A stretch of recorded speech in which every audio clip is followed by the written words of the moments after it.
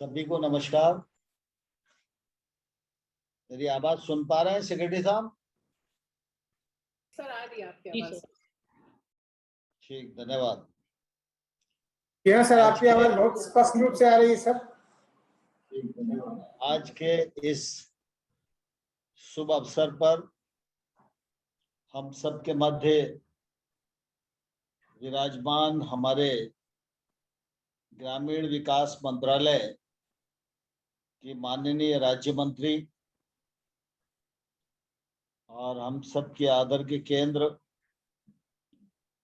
साध्वी निरंजन ज्योति जी,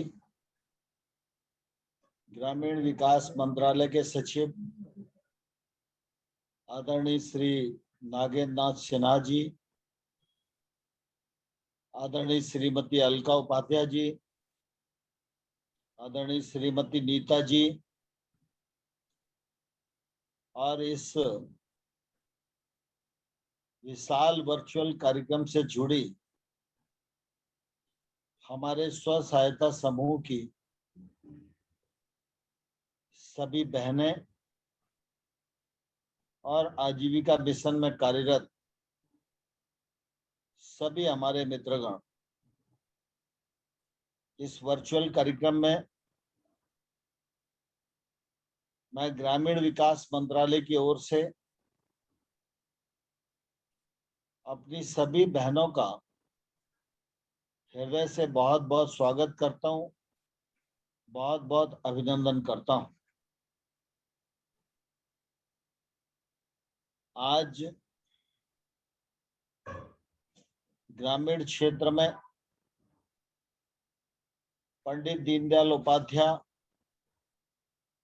राष्ट्रीय आजीविका मिशन के माध्यम से बहनों के समूह बनाए गए हैं। समूह के माध्यम से बहनों को सशक्त, जागरूक, निर्भीक बनाते हुए उन्हें आजीविका प्रदान करने का एक सद प्रयत्न प्रधानमंत्री नरेंद्र मोदी जी के नेतृत्व में भारत सरकार के द्वारा किया जा रहा है। मुझे इस बात की भी प्रसन्नता है कि जहां जहां स्व सहायता समूह काम कर रहे हैं वहां पर सामाजिक कार्य समिति बनाकर समाज के प्रति बहनें अपनी जिम्मेवारियों का भी निर्वाह करते हुए अनेक कुप्रथाओं को नियंत्रित करने का प्रयास कर रही हैं। अनेक अच्छी पहलें उनके द्वारा की जा रही हैं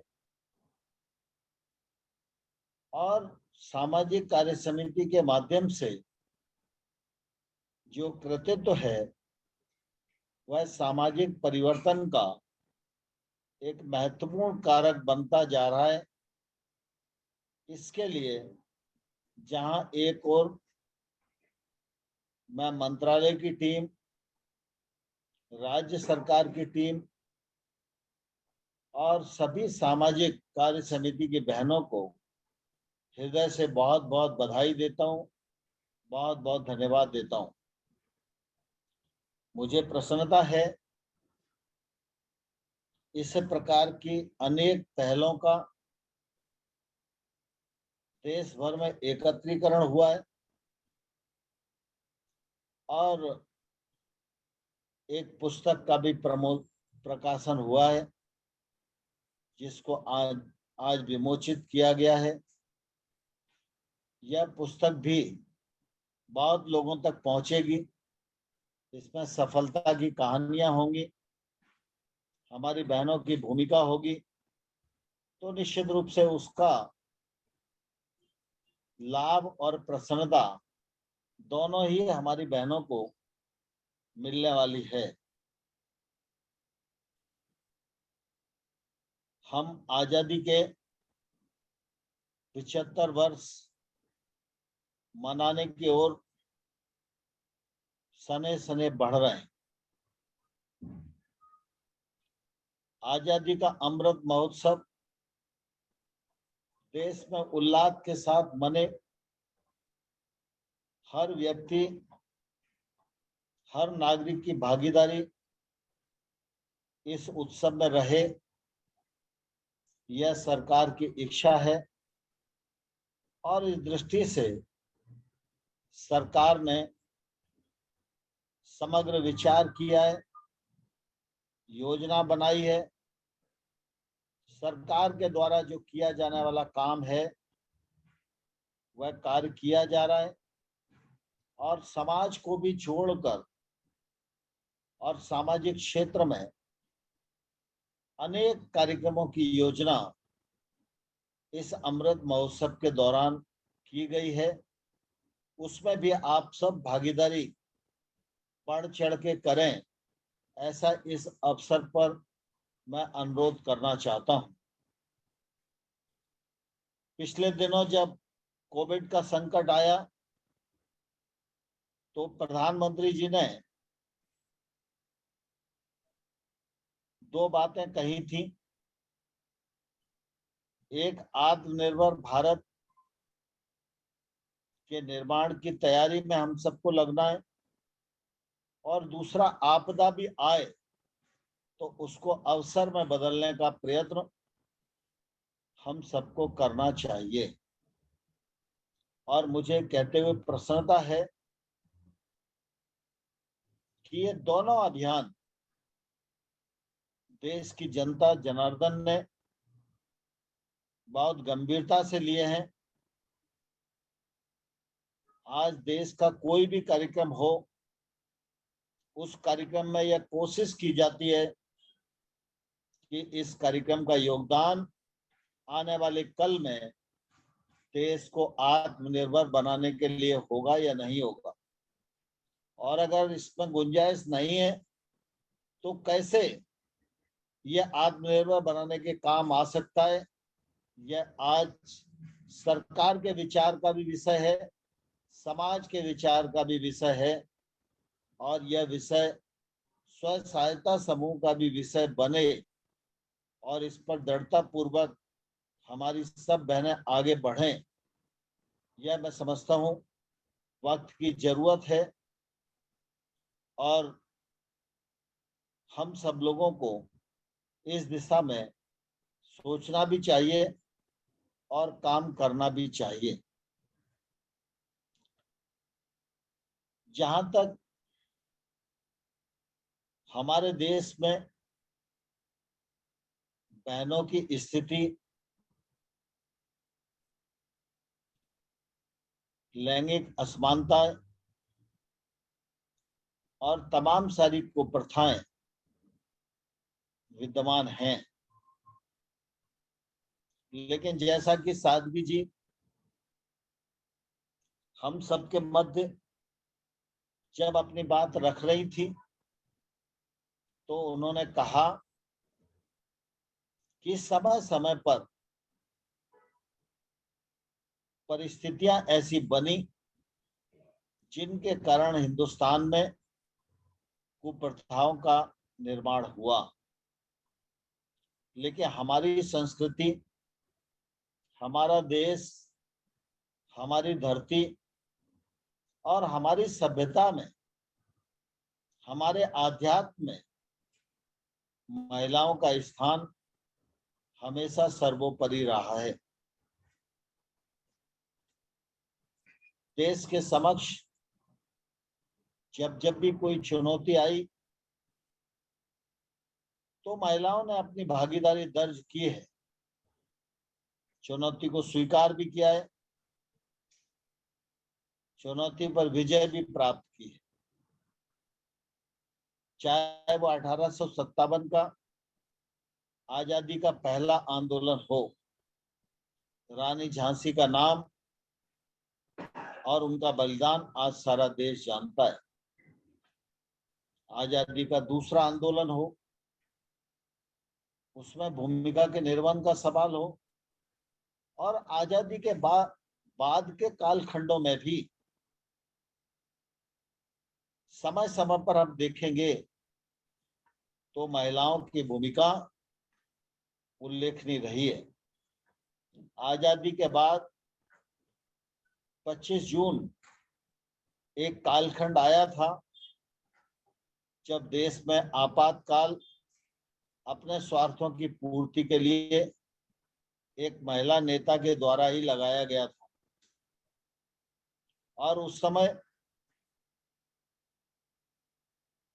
प्रेस पर सेंसरशिप थी, देश जेल खाना बन गया था।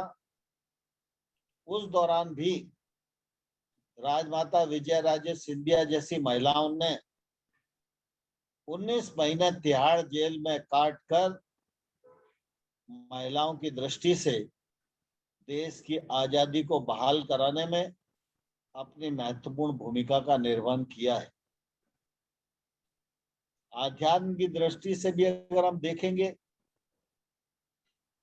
तो चाहे शक्ति, सामर्थ, विद्या और कोष का मामला हो, यह सारा का सारा आध्यात्मिक क्षेत्र में भी देवियों के रूप में हम देखते हैं। तो महिलाओं के प्रति भारतीय भाव और हमारी संस्कृति की जो स्थिति है वो कैसी रही होगी, इस बात की हम कल्पना कर सकते हैं। शक्ति की दृष्टि से देखें तो माँ दुर्गा का स्थान है। कोष की दृष्टि से देखें तो माँ लक्ष्मी की पूजा हम करते हैं और विद्या और ज्ञान की दृष्टि से देखें तो हम सरस्वती मैया की पूजा करते हैं। सारा देश इस बात का साक्षी है कि जब जब देश में किसी भी कालखंड में प्रतिकूल परिस्थितियां आई हैं, उन परिस्थितियों में महिलाओं का, बहनों का उल्लेखनीय स्थान रहा है। आजादी के बाद निश्चित रूप से देश के समक्ष अनेक गौरवशाली इतिहास होने के बावजूद भी विपन्नता थी, गरीबी थी।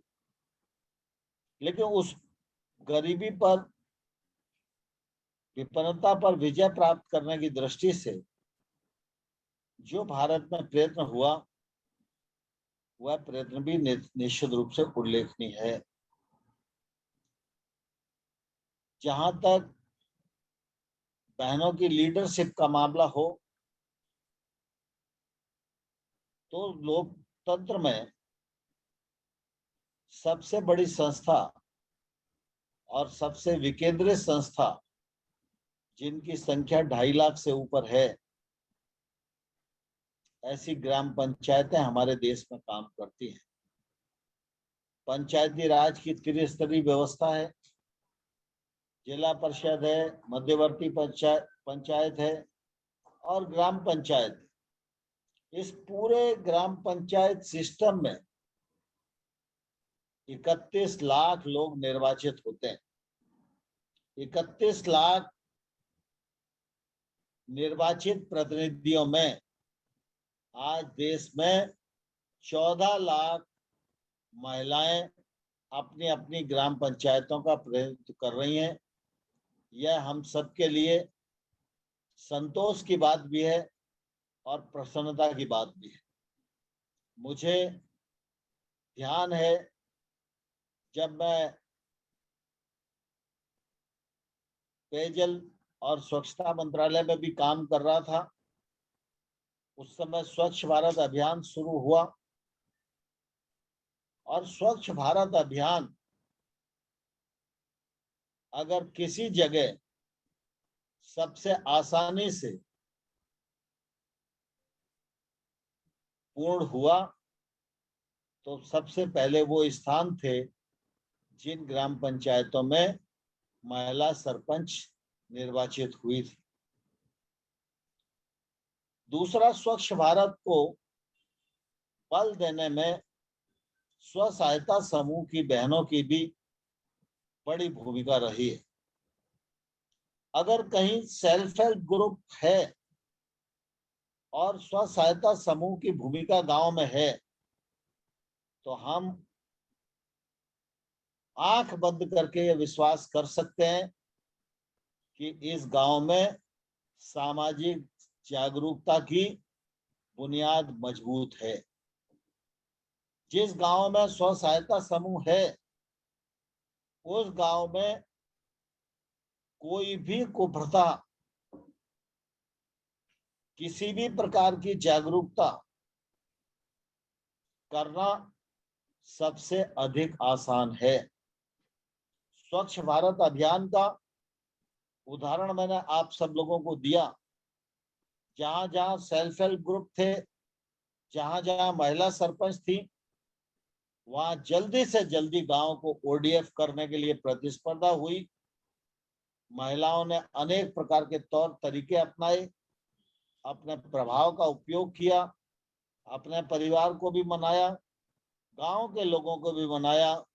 और आज अगर भारत खुले में शौच से मुक्त हुआ है, उसमें हमारी बहनों का बहुत बड़ा योगदान है। और इस उपलब्धि के लिए भी मैं आप सब बहनों का हृदय से बहुत बहुत अभिनंदन करना चाहता हूं। गांव में आजीविका की उपलब्धता हो, गांव में सामाजिक जागरूकता हो, गांव में कुप्रथाएं नियंत्रित हों, गांव आगे बढ़े, इस दृष्टि से स्व सहायता समूह और पंडित दीनदयाल उपाध्याय राष्ट्रीय आजीविका मिशन भारत सरकार का बहुत महत्वपूर्ण कार्यक्रम है। मुझे कहते हुए प्रसन्नता है कि देश भर में भारत सरकार राज्य सरकारों के साथ मिलकर 70 लाख समूहों पर काम कर रही है। 7 करोड़ से अधिक महिलाएं इस कार्यक्रम के साथ जुड़ी हैं। आने वाले कल में 10 करोड़ महिलाएं डे एनआरएलएम कार्यक्रम से जुड़े, इस लक्ष्य को लेकर ग्रामीण विकास मंत्रालय काम कर रहा है। मुझे इस बात की भी प्रसन्नता है कि हमारे बहनों के स्व सहायता समूहों ने अपने आप को इतना योग्य रूप से निर्माण किया है,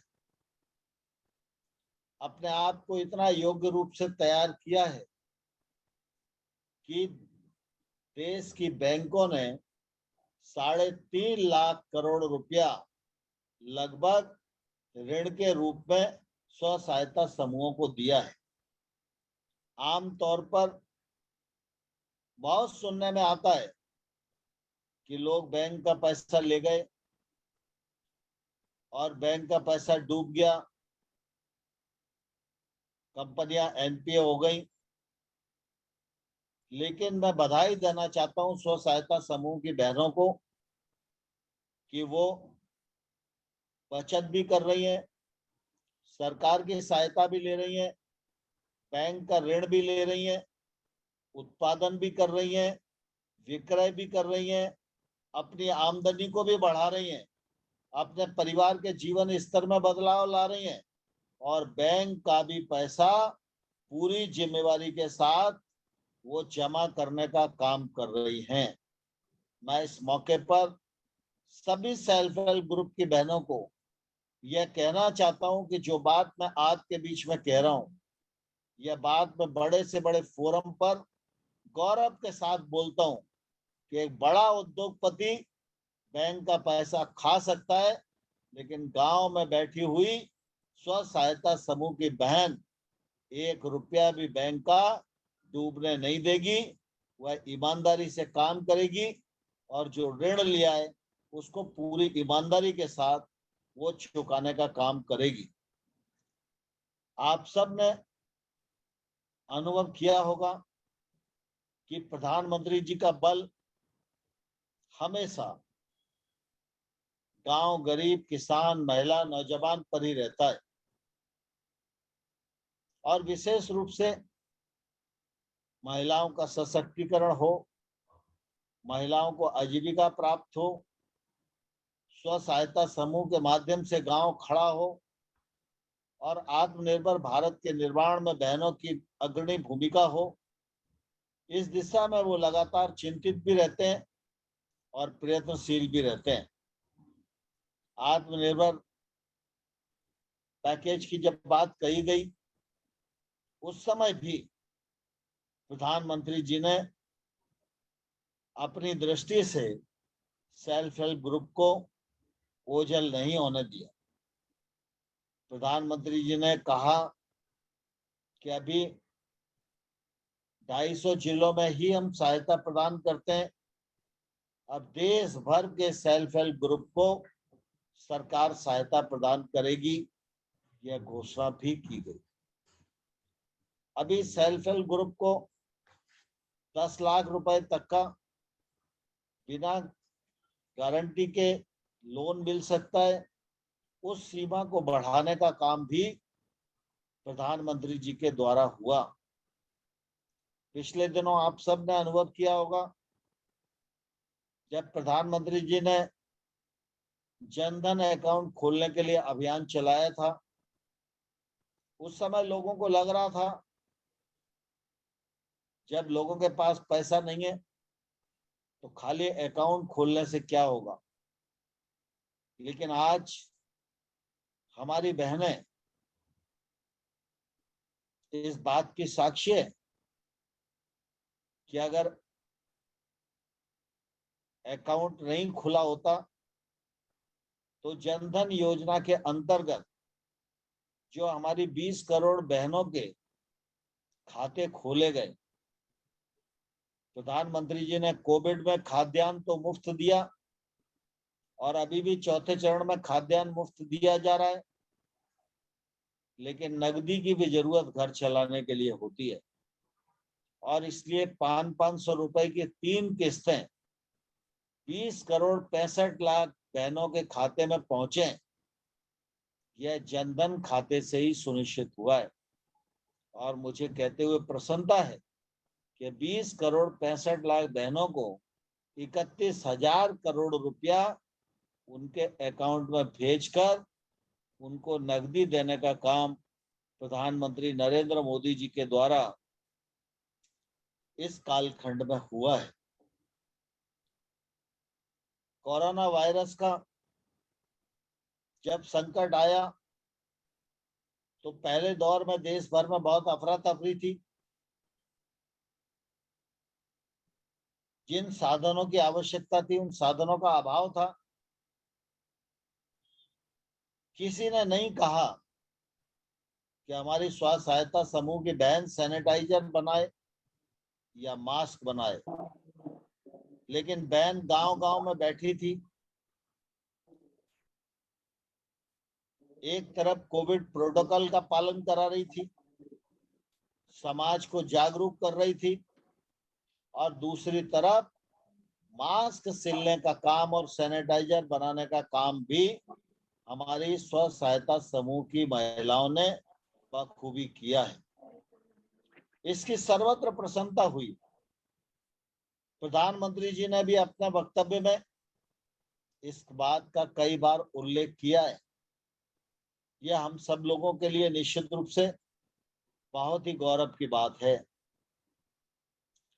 पिछले दिनों प्रधानमंत्री जी ने गरीब लोगों को मुद्रा लोन देने की बात कही थी। मुद्रा लोन के अंतर्गत 25 करोड़ लोगों को लोन मिला, लेकिन मुझे कहते हुए प्रसन्नता है कि 25 करोड़ में 70% हमारी बहनों ने वो कर्ज लिया, जिससे निश्चित रूप से उनकी आजीविका में, उनके काम धंधे में सुधार आया है।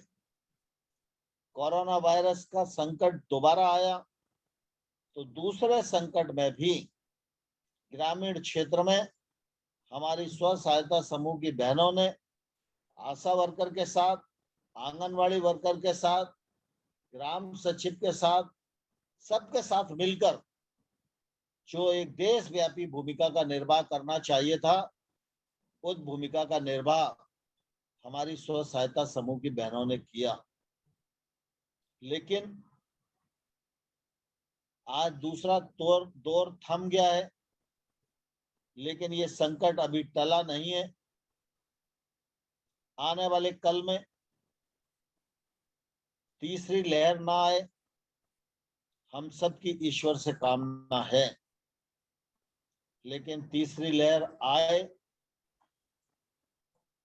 और उसका प्रभाव देश पर न पड़े, इसके लिए जो पथ्य परहेज कोविड प्रोटोकॉल, इसका पालन कराने की जरूरत है। मैं आप सब से अनुरोध करना चाहूंगा कि हम सबको उस दिशा में निरंतर चिंता भी करते रहना चाहिए, काम भी करते रहना चाहिए, जिससे अगर महामारी का अगला दौर भी आए तो हम ठीक प्रकार से उस दौर पर विजय प्राप्त कर सकें, उस दौर से निकल सकें। आज के इस अवसर पर सामाजिक कार्य समिति के माध्यम से हमारी बहनों ने जगह जगह जो मुद्दे तय किए, संघर्ष करके उन मुद्दों का बहादुरी के साथ निराकरण किया। अनेक प्रकार की कुप्रथाओं को समाप्त करने की जो संकल्प था उसको पूरा किया। जो अनुभव कथन में सुन सका, मुझे बहुत प्रसन्नता हुई है। मैं निश्चित रूप से ऐसी सभी बहनों को अपनी ओर से बहुत बहुत शुभकामनाएं देता हूं और हमारे केंद्र सरकार और राज्य सरकार की पूरी टीम, जिसके कंधों पर हमारे स्व सहायता समूहों का आगे बढ़ना निर्भर रहता है, उन दोनों को भी हृदय से बहुत बहुत धन्यवाद देता हूं। आप सबको इस अवसर पर पुनः एक बार बहुत बहुत बधाई, बहुत शुभकामनाएं। धन्यवाद। जय भारत।